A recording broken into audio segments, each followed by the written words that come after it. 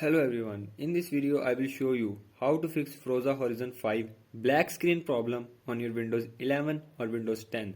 So to fix this issue, follow every step as I am showing in this video, and do not forget to subscribe this channel and also press the bell icon for the latest upcoming videos.